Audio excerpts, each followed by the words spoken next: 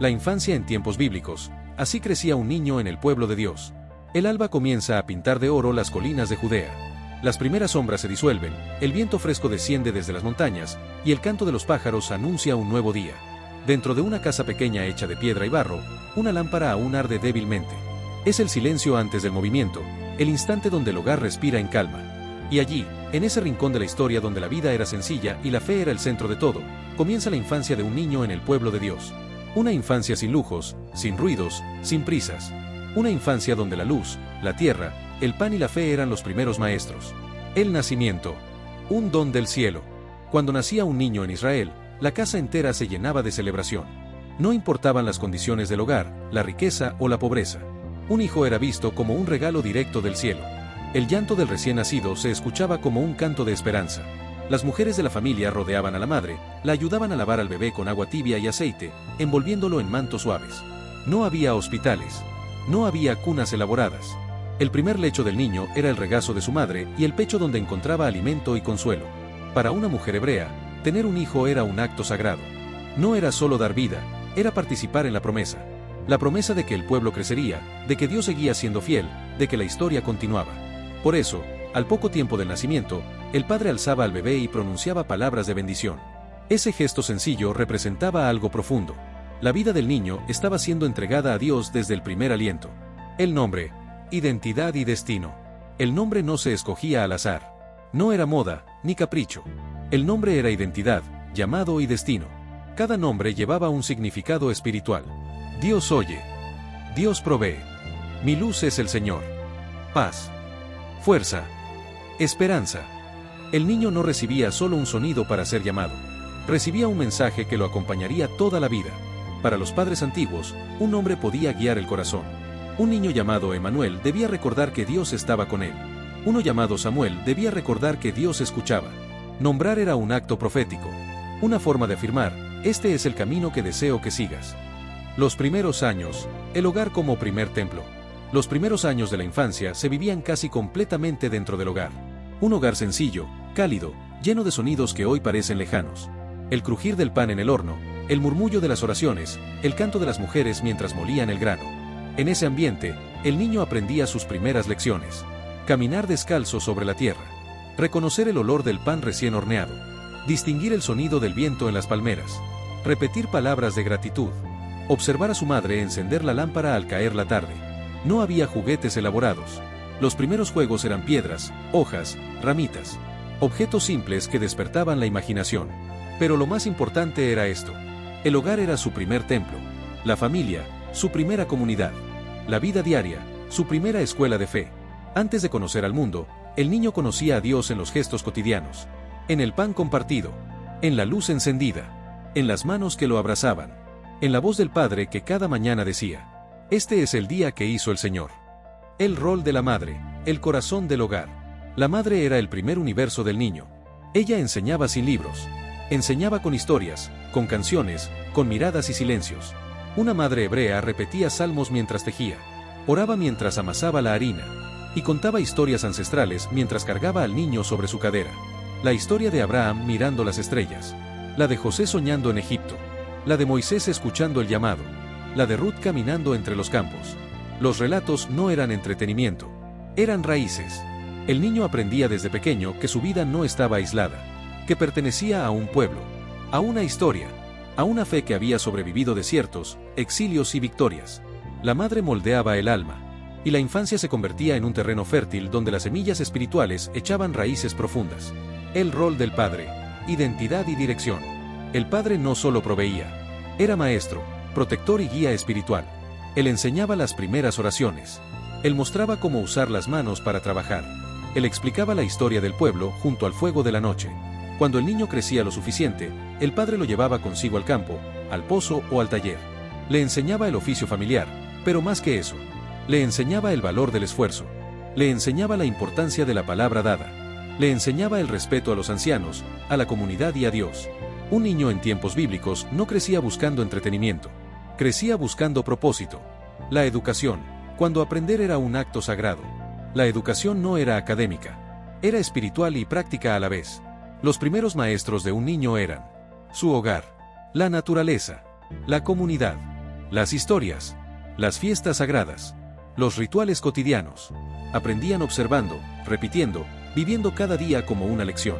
A los 5 o 6 años, los varones comenzaban a memorizar fragmentos de las escrituras. La memorización era fundamental, no por obligación, sino porque la palabra era considerada vida.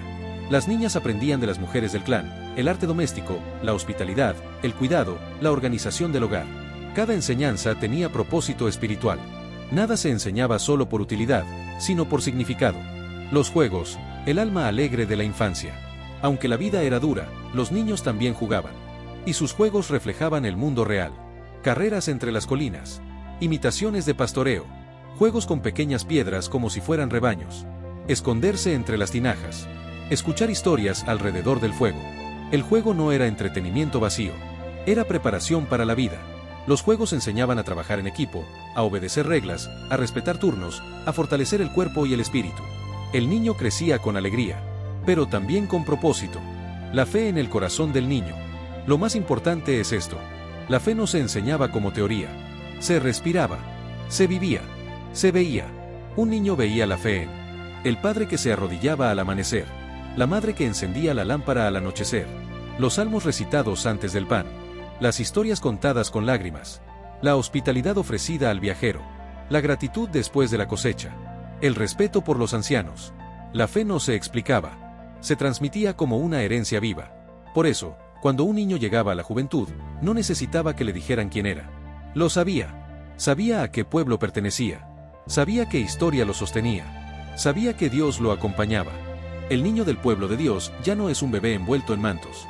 Sus pasos son más firmes, su mirada más curiosa, y su corazón comienza a sentir el peso y la belleza de pertenecer a un pueblo cuya historia es más antigua que los montes. Con el paso de los años, la infancia se convierte en un viaje silencioso hacia la identidad. Y ese viaje, en tiempos bíblicos, estaba lleno de símbolos, enseñanzas, responsabilidades y rituales que daban forma a la vida adulta. Aquí comienza la segunda parte de esta historia. La transición del niño hacia el corazón de la fe. Las mañanas del pueblo, el ritmo que formaba el alma. Cada mañana en Israel comenzaba igual. Con luz, con trabajo y con oración. Los niños despertaban con el sonido del gallo, el murmullo de las mujeres preparando el pan, y el paso firme de los hombres que salían al campo o al taller. No existían relojes. No existían calendarios complejos. El ritmo de la vida estaba marcado por la luz del cielo y las estaciones del año. Un niño aprendía desde temprano que cada día era un regalo. La primera enseñanza era simple. Si el sol volvió a nacer, entonces Dios aún sostiene el mundo. Mientras los adultos trabajaban, los niños observaban, aprendían y ayudaban. A recoger agua del pozo. A juntar ramas para el fuego. A cuidar a los animales más jóvenes. A barrer el patio. A moler un poco de grano. Pequeñas responsabilidades que parecían simples, pero que moldeaban disciplina, humildad, paciencia y gratitud. Un niño no crecía buscando comodidad. Crecía buscando propósito. Las fiestas sagradas, la escuela del corazón. La vida espiritual de un niño se formaba, sobre todo, en las fiestas del pueblo. Las fiestas no eran vacaciones. Eran lecciones vivas. La Pascua. La noche en que el pueblo recordaba la liberación de Egipto. Los niños escuchaban la historia como si hubiese ocurrido ayer. El cordero, la sangre en los postes, la luna llena sobre el desierto. Pentecostés. La fiesta del trigo. Los niños corrían entre los campos, viendo a sus familias agradecer la cosecha. Los tabernáculos. La fiesta donde todos construían pequeñas cabañas para recordar que alguna vez fueron peregrinos. Un niño dormía bajo ramas y estrellas y preguntaba, ¿por qué vivimos aquí esta noche? Y algún anciano respondía, para recordar que Dios nos acompañó cuando no teníamos hogar. Estas fiestas no eran tradición, eran memoria. Y la memoria es lo que sostiene el alma de un pueblo. El niño aprendía que la fe no era una idea. Era una historia que debía ser recordada, vivida y transmitida. Los maestros de la puerta, el arte de aprender mirando. En los pueblos de Israel, existía un lugar especial. La puerta de la ciudad. La puerta no era solo una entrada. Era la escuela del pueblo. El punto de reunión. El lugar donde los sabios se sentaban a enseñar, juzgar y aconsejar. Los niños se acercaban, se sentaban en el suelo, y escuchaban. No aprendían de libros. Aprendían de voces. Allí escuchaban historias de Abraham mirando el cielo, José perdonando a sus hermanos, David enfrentando a Goliat, Ruth recogiendo espigas, Elías escuchando a Dios en un susurro. Las enseñanzas no eran teorías, eran vidas. Un niño aprendía que la sabiduría no estaba en responder bien, sino en vivir bien. El trabajo, cuando las manos aprendían a servir. A medida que crecían, los niños comenzaban a participar más en el trabajo de la familia. No era explotación, era formación. Los niños varones aprendían el oficio del padre: pastoreo, carpintería, agricultura, alfarería, pesca, artesanía. Las niñas aprendían el arte del hogar: tejer, cocinar, traer agua, ordenar el espacio, preparar el pan, encender la lámpara, cuidar a los pequeños. Pero todo esto tenía un profundo significado espiritual que hoy casi se ha olvidado. Trabajar era orar, servir era adorar, cuidar era honrar. No existía separación entre lo sagrado y lo diario. Cada acto bien hecho era una forma de agradecer a Dios. El niño crecía entendiendo que su vida tenía valor, no porque fuera grande, sino porque era fiel. Los juegos de la aldea, donde la alegría también era fe. El niño del mundo bíblico trabajaba, sí, pero también reía, jugaba y exploraba. Los juegos eran sencillos: carreras entre las colinas, lanzar pequeñas piedras, construir figuras con barro, jugar a pastores y rebaños, encontrar formas en las nubes, trepar árboles, esconderse entre las tinajas. Pero lo más especial era esto: los juegos enseñaban a vivir. Un niño que jugaba a cuidar ovejas aprendía responsabilidad. Uno que construía pequeñas tiendas aprendía hospitalidad. Uno que corría con otros niños aprendía comunidad. La alegría no era un lujo, era parte de la fe. El dolor, las primeras lecciones del alma. No todo era luz. La vida antigua tenía dureza. Había enfermedades, pérdidas, escasez. Y un niño, desde temprano, aprendía que el dolor también era parte del camino. Cuando moría un anciano, el niño era llevado al funeral, no para traumatizarlo, sino para enseñarle que la vida es un regalo, la muerte es un paso, y la esperanza es eterna. El duelo se hacía en comunidad. Los niños veían a los adultos llorar, pero también orar, cantar y abrazarse. La infancia en tiempos bíblicos era humana, con luz y sombra, con risas y lágrimas, con pérdidas y aprendizajes.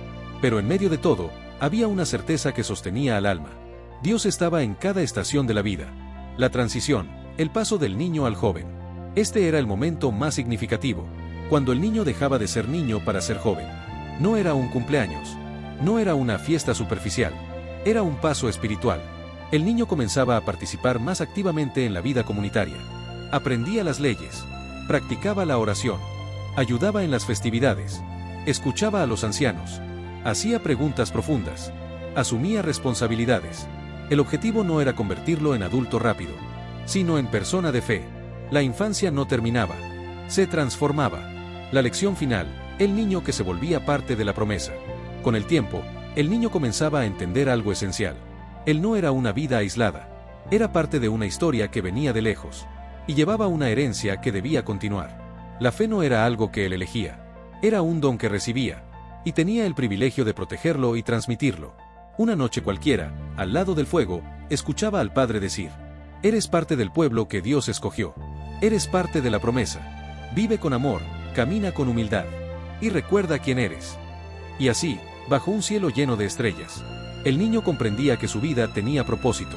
No importaba si era pastor, alfarero, pescador o escriba. No importaba si vivía en una aldea pequeña o en una ciudad amurallada. Su verdadera identidad era esta: hijo del pueblo de Dios, herencia de la fe, eslabón de una cadena que jamás debía romperse. Así crecía un niño en tiempos bíblicos, entre panes simples y oraciones profundas, entre juegos de tierra y enseñanzas eternas, entre el abrazo del hogar y la voz de un Dios que caminaba cerca. Su infancia no estaba llena de comodidades, pero sí de significado. No tenía lujos, pero tenía propósito. Y cuando finalmente entraba en la juventud, llevaba en su interior una luz que ni el tiempo, ni la distancia, ni la historia podían apagar. Una luz que había nacido en el hogar, y que pertenecía al cielo.